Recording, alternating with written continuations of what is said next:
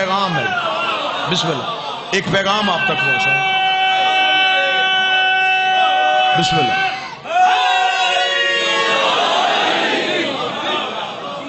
کوشش کرنا کہ وفا میں فرق نہ آئے، پھر وہ سانس آخری ہوتا ہی نہیں جب سانسوں کی تسبیح میں علی آ جائے۔ صرف قوم ہمیشہ کامیاب تب ہوتی ہے جب وہ نظریات پہ کھڑی رہتی ہے۔ ہمارے شناختی کارڈ کا نام علی ولی اللہ ہے،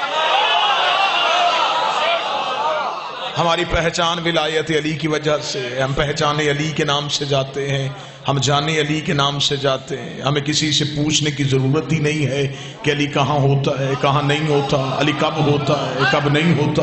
ہماری ماؤں نے ہمیں پہلے دن گود میں لٹا کے ہمارے کان میں بتا دیا تھا جہاں علی نہ ہو وہاں کچھ بھی نہیں ہوتا، جہاں علی نہ ہو وہاں کچھ ہوتا ہی نہیں ہے۔ اس لیے ہم ہر چیز پہ سمجھوتا کر سکتے ہیں، ہم علی پہ سمجھوتا نہیں کر سکتے۔ لہذا جہاں تم چاہو گے، جہاں تم چاہو گے، ہم آنے کے لیے تیار ہیں۔ ہم تمہیں علی نہیں دے سکتے، ہم علی سے پیچھے نہیں ہٹ سکتے۔ پھر رہ گئی یہ بات، یہ دھمکیاں، یہ غلط فہمیاں ہیں قوم کی کہ یہ شاید قوم دھمکیوں میں آ جائے گی۔ 1070 خطیب نماز جمعہ کے خطبوں میں علی کو بھونک بھونک کے اپنی ماؤں کے ناپاک دودھ کی گواہیاں دیتے رہے۔ وہ خطیب مر گئے، علی آج بھی زندہ ہے۔ وہ پاس قبروں کے جہنم میں چلے گئے، ذکر علی کا آج بھی زندہ ہے۔ علی تو ایسے نہیں مٹتا، علی کا نام تو ایسے نہیں مٹتا، علی کو تو ایسے چھپایا نہیں جا سکتا۔ جاؤ جا کے تاریخ اٹھا کے دیکھ لو، یہ تاریخ آج 2019 میں اگر چاہتے ہو کہ تمہیں پتا چلے کہ علی ولی اللہ کی تاریخ کیا ہے اور علی چھپانے والوں کی ہسٹری کیا ہے، تو ابھی بھی وہ کتابیں لائبریریوں میں پڑی ہوئی ہیں۔ وہ تاریخ کی کتابیں کھولو، دیکھ لو، جو علی مٹانے کے لیے آئے تھے ان کا حشر کیا ہوا، آج ان کی قبریں کہاں ہیں۔ پوری دنیا کا معائنہ کر کے مجھے کوئی مولوی آ کے بتائے یزید کی قبر کہاں ہے، حجاج کی قبر کہاں ہے، منصور دوان کی کہاں گیا، حشام کہاں گیا، متوکل کہاں گیا۔ وہ جو علی مٹانے کے لیے آئے تھے ان کی قبروں کے نشان بھی مٹ گئے۔ علی کی قبر پہ کل بھی سجدہ ہو رہا تھا، علی کی قبر پہ آج بھی سجدہ ہو رہا ہے۔ حسین کی زرری کا کل بھی طواف ہو رہا تھا، حسین کی زرری کا آج بھی طواف ہو رہا ہے۔ لہٰذا زمانہ یہ نہ پوچھے کہ علی کو کہاں سے چھپانا ہے، کہاں سے نکالنا ہے۔ مجھے عزت حسین کی قسم ہے، یہ عزاداری ہمیشہ زندہ رہے گی، یہ ماتم ہمیشہ زندہ رہے گا، علی ولی اللہ ہمیشہ زندہ رہے گا۔ اس کی سب سے بڑی دلیل یہ ہے ہمارا امام تھا نہیں، ہمارا امام ہے۔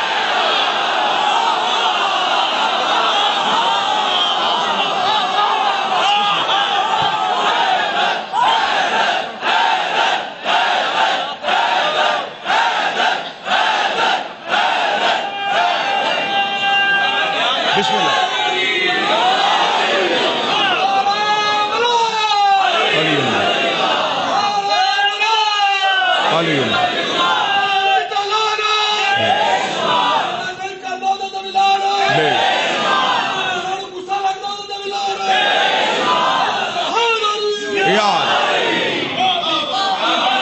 بس کوشش کرنا زندگی میں علی نہ چھوڑ۔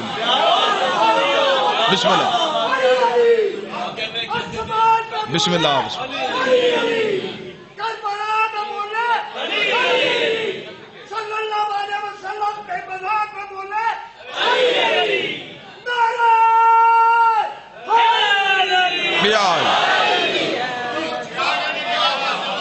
آج ہم بہت زیادہ ہیں، بسم اللہ، ہمارا ایک بھی ان سے چپ نہیں ہوا۔ قید خانے میں مختار بولا،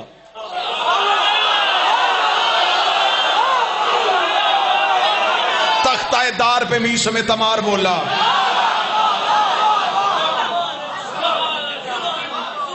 کیسے ڈر نہیں ہونا چاہیے؟ موت سے گھبراتے ہم ہے ہی نہیں، دنیا موت سے بھاگتی ہے، موت ہم سے بھاگتی ہے۔ ظاہر جی صاحب، اگر کوئی بندہ مجھے کہے کہ آپ کو موت سے ڈر نہیں آتا تو میرے پاس میرے بادشاہ نے مجھے موت کی ایک تعریف عطا کی ہے۔ میرے نزدیک موت وہ ہے، میں وہ تعریف پڑھ دیتا ہوں، پھر آج کے بعد آپ کے لیے بھی موت وہی ہونی چاہیے۔ زمانہ کہتا ہے شاید موت فنا ہونے کا نام ہے، شاید موت مر جانے کا نام ہے، شاید موت سانس کے رک جانے کا نام ہے۔ میرے نزدیک جب علی شنیر سے دید میں بدل جائے اسے موت کہے۔ بادشاہ حسین عزت ہے، شہزادگی کونین کسی کا محتاج نہیں ہے۔ میرے نزدیک موت کیا ہے؟ جسے ساری زندگی سنا تھا اسے دیکھنا شروع کر دو، اسے موت کہتے ہیں۔ ہمارے نزدیک موت علی سے ملاقات کا بہانہ ہے۔ ہم انتظار میں ہیں کہ ہمیں کب ملاقات کے لیے آواز پڑے گی کہ آؤ تمہاری رہبر سے ملاقات ہے، آؤ تمہاری امام سے ملاقات ہے۔ موت سے ڈر ہماری چمڑی میں ہے ہی نہیں، قید خانے سے خوف ہمیں آتا ہی نہیں۔ ہمیں بچپن میں ماں کڑی پہنا دیتی ہے، ہم پہلے دن سے کہتی ہیں حسین کی وفا کے، ہم پہلے دن سے کہتی ہیں علی ولی اللہ کے۔ زمانہ آج سمجھتے آج تو ہم تعداد میں بہت زیادہ ہیں، آج ایک آواز اٹھتی ہے تو ہزاروں آوازیں ہمارے ساتھ مل جاتی ہیں۔ اکیلا تھا کوفے کے چوک میں میسم تمار، جب میسم تمار کو لٹکایا ہوا تھا اور لٹکا کے کہا جا رہا تھا کہ میسم تمار، علی نے کہا تھا کہ تیری زبان کاٹی جائے گی، ہم تیری زبان نہیں کاٹیں گے، ہم تمہیں پھانسی دیں گے۔ اتنا کہنا تھا کہ میسم تمار الٹا لٹکا ہوا تھا کوفے کے چوک میں۔ میسم تمار نے کہا تم نے مار دینا ہے، میں نے مر جانا ہے، موت سے پہلے میں چاہتا ہوں کہ میں جاتا ہوا کوفے والوں سے خطاب کر دوں۔ زمانے نے سمجھا کہ شاید اب یہ علی کو چھوڑ دے گا، یہ ولایت علی کا انکار کر دے گا۔ انہوں نے کوفے کے مرد و زن کو اکٹھا کیا، کوفے کے مرد و زن کا اکٹھا ہونا تھا۔ الٹے لٹکے ہوئے علی کے قیدی شیر نے آواز دے کے کہا کوفے والوں میں نے تمہیں اس لیے بلایا ہے کہ آج میں چاہتا ہوں کہ مرنے سے پہلے کچھ حقیقت بیان کر دو۔ یہ کہنے کے بعد میسم تمار نے دے کے کہا جس نے میرے لیے موت کا حکم دیا ہے یہ بیٹا کسی اور کا ہے، کہلواتا کسی اور کا ہے، یہ بیٹا کسی اور کا ہے، کہلواتا کسی اور کا ہے۔ یہ کہنے کے بعد میسم تمار نے کہا وہ فلاں کا بیٹا ہے، وہ فلاں کا بیٹا ہے، وہ فلاں کا بیٹا ہے۔ نہ میسم نے شجرے کھولنے شروع کیے، حاکم نے کہا اس کی زبان کاٹ دو، میسم نے کہا گستاخ، قرآن کو جھوٹا کہنے لگا تھا۔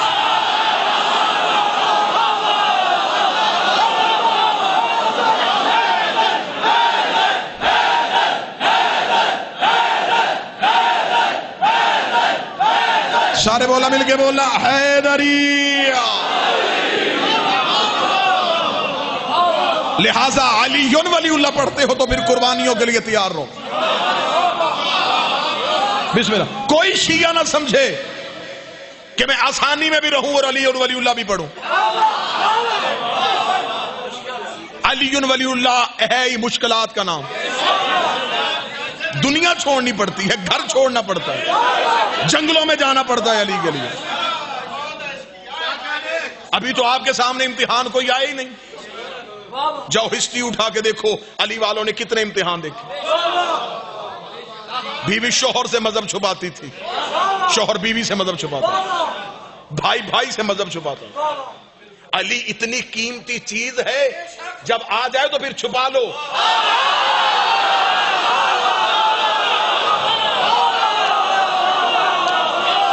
پھر علی کو یوں اندر رکھ کے پھر سانسوں کا پہرا دو۔ قطن میری قوم کا ملت کا کوئی نوجوان یہ نہ سمجھے کہ وہ علی ولی اللہ بھی پڑھے اور رہے بھی آسان فضا میں۔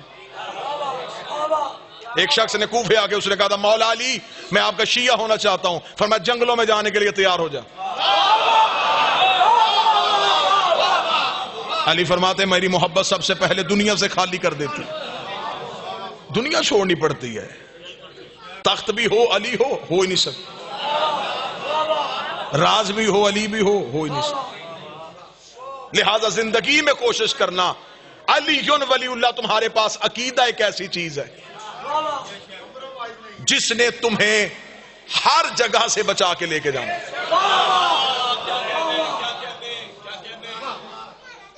اعمال واجبات میں سے ہیں، نماز واجب، روزہ واجب، زکوٰۃ واجب، حج واجب، خمس واجب، یہ ساری چیزیں واجبات ہیں، لیکن یہ پیچھے سے بھیجی جا سکتی ہیں۔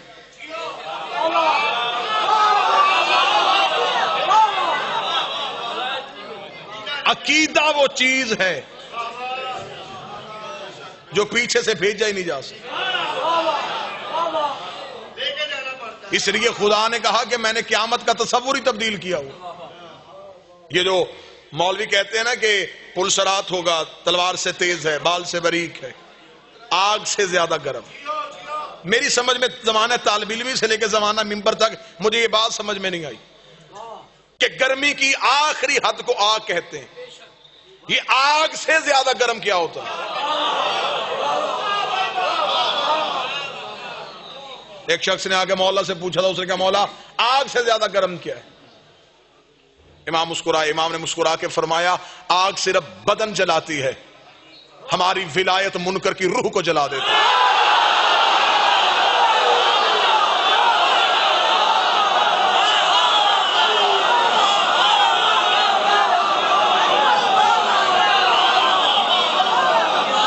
وہ میری قوم کے بچوں نے واقعہ سنا ہوں، جب ایک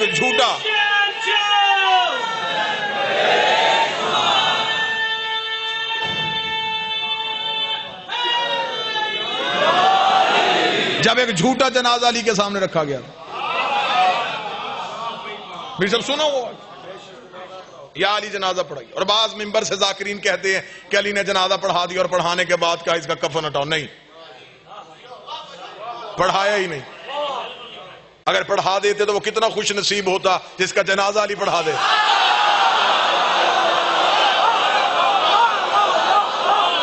بندے مدینے میں مرتے رہے، علی نے نہیں پڑھایا.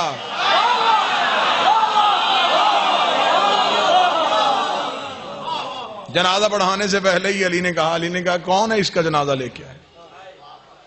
پیچھے سے آواز آئی چند لوگوں کی، یا علی ہم لے کے آئے. فرمایا پہلے اس کو دیکھو تو صحیح.